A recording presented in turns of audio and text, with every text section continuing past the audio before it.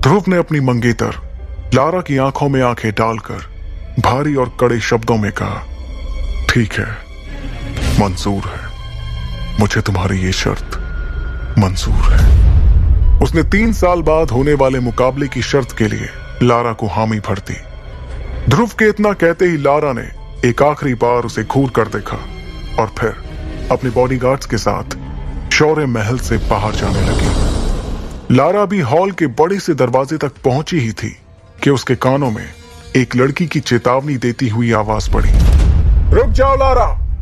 जैसे ही लारा ने मुड़कर देखा तो उसे गुलाबी रंग के गाउन में इरा दिखाई दी। इरा दिखने में बहुत ही खूबसूरत थी और किसी भी तरह से वो लारा से कम सुंदर नहीं थी। एक जालीदार खिड़की के पास में खड़ी इरा के चारों तरफ से सूरज की रोशनी अंदर आ रही थी, जिससे इरा को देखकर ऐसा लग रहा था मानो वो कोई स्वर्ग से आई हुई अप्सरा हो। इरा ने लारा को देखते हुए कहा, मैं जानती हूं कि आज तुमने जो कुछ भी किया है तुम्हें उस पर कोई पछतावा नहीं हो रहा होगा, क्योंकि अब तो तुम्हें ध्रुव का सामना करना ही होगा। और हां, एक बात और, कभी ये मत सोचना कि तुम अंबर दल की लीडर बन गई तो हम लोग डर जाएंगे, क्योंकि शौर्य दल में तुमसे ताकतवर लोग भी मौजूद हैं। इरा की इस धमकी को लारा ने बड़े ध्यान से सुना, लेकिन वो बिना कुछ कहे वहां से चली गई। दूसरी तरफ सभी के जाने के बाद ध्रुव ने अपने पिता अरेंद्र से पूरे भरोसे के साथ कहा, बाबा, मैं आपसे वादा करता हूं कि आज से ठीक 3 साल बाद लारा जयान और उसके पूरे खानदान को अपने किए पर पछतावा होगा। अब मैं जयान परिवार के सामने ही लारा को मुकाबले में हराऊंगा। अरेंद्र अपने बेटे ध्रुव को बेबाकी के साथ बात करते देख खुश हो रहे थे, क्योंकि पिछले 3 सालों से वो ज्यादातर चुपचाप ही रहता था। मगर आज उसकी मंगेतर ने यहां आकर जो कुछ भी किया, उससे उसके अंदर का वही ध्रुव जाग गया जो 3 सालों से सोया हुआ था।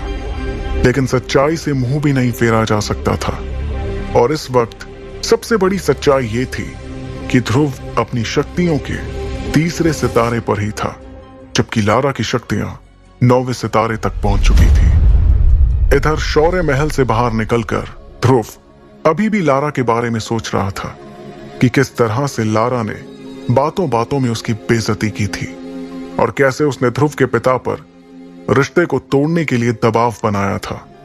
इन बातों के बारे में सोचते हुए ध्रुव तेजी से अपनी मां की ग्रेवयार्ड की तरफ जाने के लिए अपने कदमों को बढ़ा रहा था।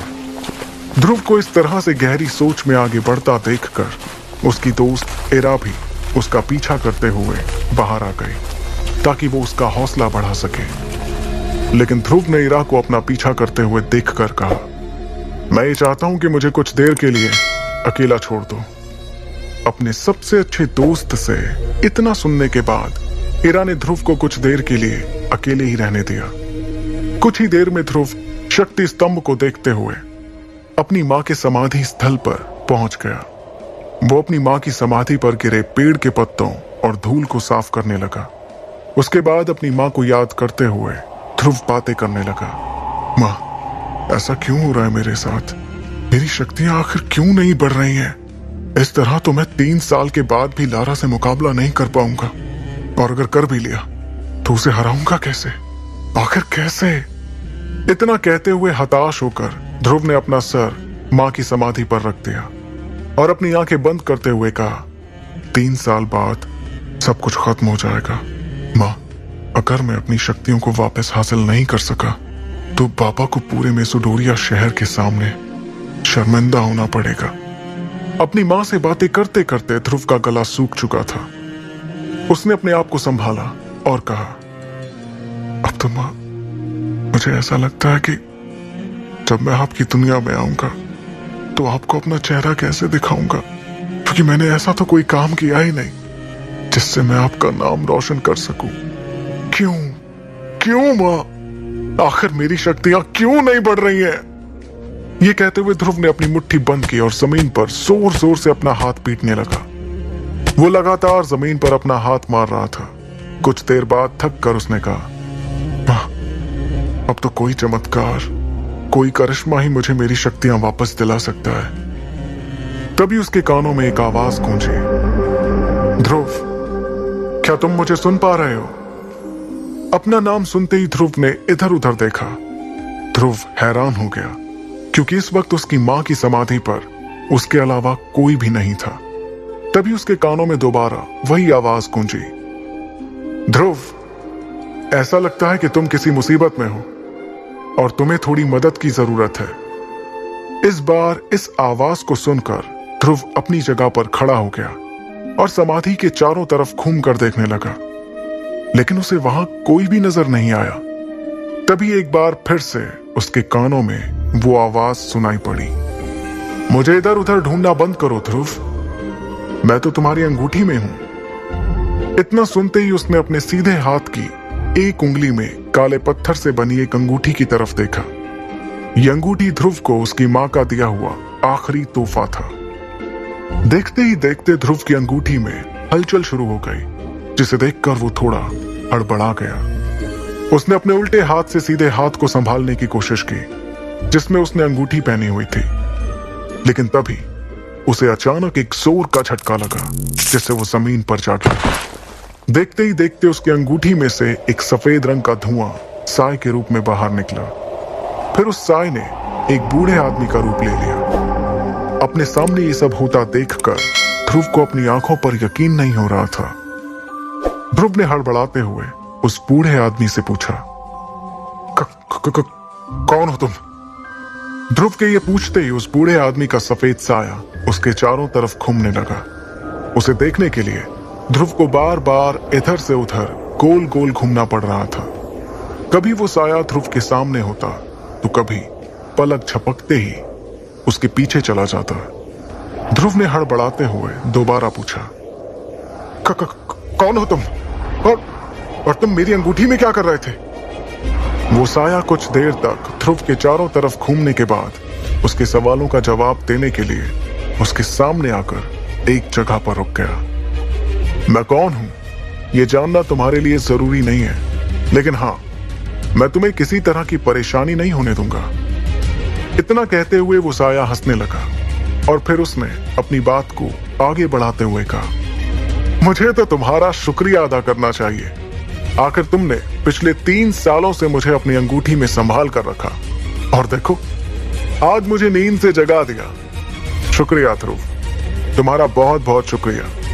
तुम्हारे अंदर कुछ अलग ही बात है। मुझे अभी नहीं पता कि वो क्या बात है, लेकिन हाँ, वो बात कुछ अलग ही है। उस साय से इतनी बातें सुनने के बाद ध्रुव ने गुस्सा करते हुए कहा, तो तुम पिछले 3 सालों से मेरी अंगूठी में छिपकर बैठे हो।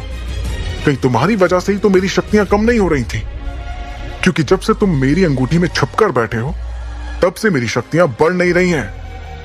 ध्रुव की इस बात पर वो साया और ज्यादा हंसने लगा। उसे इस तरह से हंसता देखकर ध्रुव ने अपने गुस्से को बरकरार रखते हुए कहा, इसका मतलब मैं सही समझ रहा हूं, तुम्हारी वजह से ही पिछले 3 सालों तक मुझे मेसोडोरिया शहर के लोगों के सामने शर्मिंदा होना पड़ा।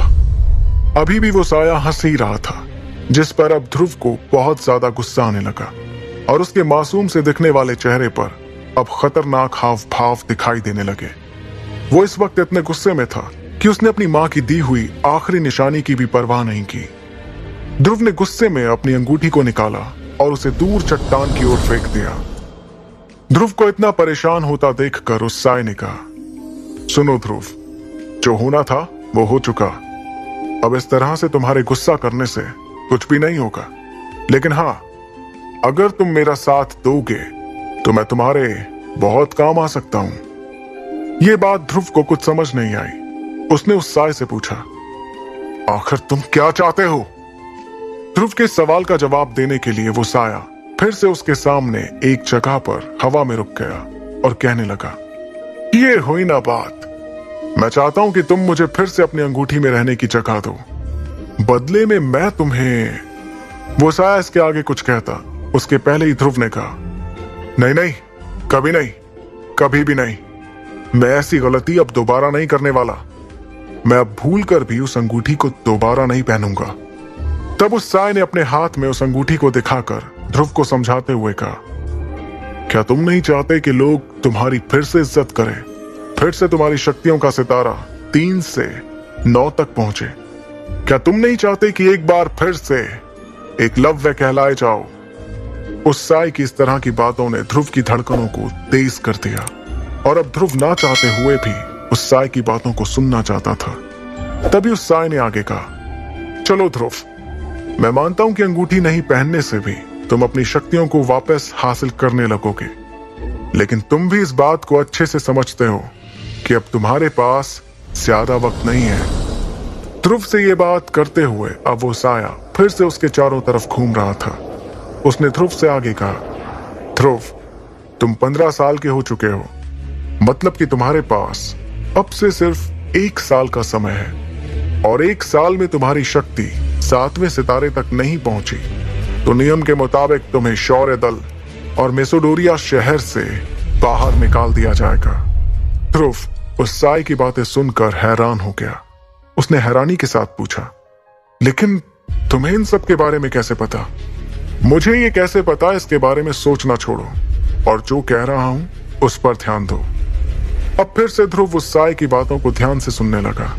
उसने अपनी बातों को आगे बढ़ाते हुए कहा, और सबसे बड़ी बात, 3 साल बाद तुम्हें अपनी मंगेतर लारा का भी तो सामना करना है। लारा का नाम सुनते ही ध्रुव ने गुस्से में कहा, उसका तो नाम भी मेरे सामने मत लेना।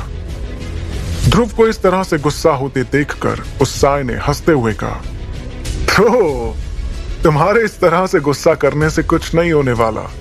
अब तुम्हें अपने सच को स्वीकार कर लेना चाहिए और तुम्हारा सच यही है कि 3 साल बाद तुम्हें अपनी मंगेतर लारा का सामना करना होगा। इस बार ध्रुव ने आगे जाकर उस साई से पूछा, तो क्या करूं मैं? तुम्हें वो करना चाहिए जो मैं कह रहा हूं। तुम इस अंगूठी को फिर से पहनकर मुझे अपनी जिंदगी में शामिल कर लो, फिर देखो किस तरह से मैं तुम्हारी जिंदगी बदल दूंगा। मैं तुम्हें इतना शक्तिशाली बना दूंगा कि तुम अपने सामने आने वाली हर मुसीबत का सामना हिम्मत से कर पाओगे। और हाँ, डरो मत, इस बार मैं तुम्हारी शक्तियों को नहीं लूंगा। ये बात तुम्हें बाद में समझ आ जाएगी कि अब तक ऐसा क्यों किया मैंने। धीरे धीरे तुम्हें इसका कारण समझ आ जाएगा, लेकिन अब तुम्हें डरने की जरूरत नहीं। ध्रुव को अपनी खोई हुई शक्तियों को वापस हासिल करने का इसके अलावा कोई और दूसरा रास्ता नजर नहीं आ रहा था। तब ध्रुव ने सपाट लहजे में कहा, ठीक है, मैं तैयार हूं। ध्रुव के इतना कहते ही वो सफेद रंग का साया हंसते हुए उसके पास से बहुत तेजी से निकला। वो उसके चारों तरफ इर्द गिर्द घूमने लगा, जिससे ध्रुव का संतुलन बिगड़ गया और वो एक बार फिर से जमीन पर जा गिरा। तब ध्रुव ने कहा, अरे ये क्या कर रहे हो? मेरे सारे कपड़े खराब कर दिए। जमीन से उठने के बाद ध्रुव ने उससे एक सवाल किया, वैसे तुमने अभी तक मुझे अपना नाम नहीं बताया। मेरा नाम विदुर है, लेकिन तुम मुझे सिर्फ गुरुदेव या फिर आचार्य कहना। ठीक है आचार्य विदुर, तो आप मेरी ट्रेनिंग कब से शुरू करेंगे? विदुर ने कहा, बहुत ही जल्द। तभी अचानक ध्रुव ने विदुर से पूछा, आचार्य, क्या आपको करिश्माई शरबत के बारे में कुछ पता है? विदुर ने तुरंत जवाब देते हुए कहा, मेरे हिसाब से वो दुनिया का सबसे वाहियात किस्म का शरबत है। मैं तुम्हारे लिए खास चीज बनाऊंगा, अमृत धारा। उससे तुम्हें बहुत मदद मिलने वाली है। ध्रुव ने हैरान होते हुए पूछा, क्या कहा? अमृत धारा? ये क्या है और इसके क्या फायदे हैं? ध्रुव के सवालों से परेशान होकर विदुर ने कहा, तुम सवाल बहुत पूछते हो। फिलहाल मैं तुम्हें कुछ जड़ी बूटियां लिख कर दे रहा हूं, इसका इंतजाम करो। जब अमृत धारा बन जाए तो तुम खुद ही देख लेना कि वो क्या चीज है। फिर तुम खुद ही बताना मुझे कि अमृत धारा बेहतर है या तुम्हारा वो करिश्माई शरबत। इतना कहते हुए विदुर ने ध्रुव के हाथों में जड़ी बूटियों के नाम लिखकर एक कागज थमा दिया। उस कागज को पढ़कर ध्रुव के होश उड़ गए। उसने हैरानी के साथ कहा, आचार्य, ये तो बहुत महंगी हैं। इन्हें खरीदने के लिए तो कम से कम 800 सोने के सिक्कों की जरूरत होगी और मेरे पास तो इतने पैसे नहीं हैं। ध्रुव की इस बात पर विदुर ने सपाट लहजे में कहा, ये तुम्हारी परेशानी है, कि तुम इतने सोने के सिक्कों का इंतजाम कैसे करोगे। अभी तो मैंने तुमसे सबसे कम कीमत वाली चीजें लाने को कहा है और तुम अभी से मुझे अपनी परेशानियां बताने लगे। 800 सोने के सिक्कों का इंतजाम कैसे होगा ये तुम जानो। जब तुम्हें पता चलेगा ना कि मेरे अमृत धारा की मार्कस में क्या कीमत है तो तुम्हारे होश उड़ जाएंगे। फिर तुम्हें समझ आएगा कि तुम्हारे हाथ कौन सा खजाना लगा है। ये बात चल ही रही थी कि ध्रुव को ऐसा लगा कि कोई उनकी ओर आ रहा है। इस आहट को सुनकर विदुर ने जल्दबाजी में कहा, मैं अंगूठी में वापस जा रहा हूं, तुम इस अंगूठी को पहन लेना और हाँ, किसी को भी मेरे बारे में मत बताना, समझे। इतना कहते हुए विदुर ध्रुव की अंगूठी में जाकर गायब हो गए।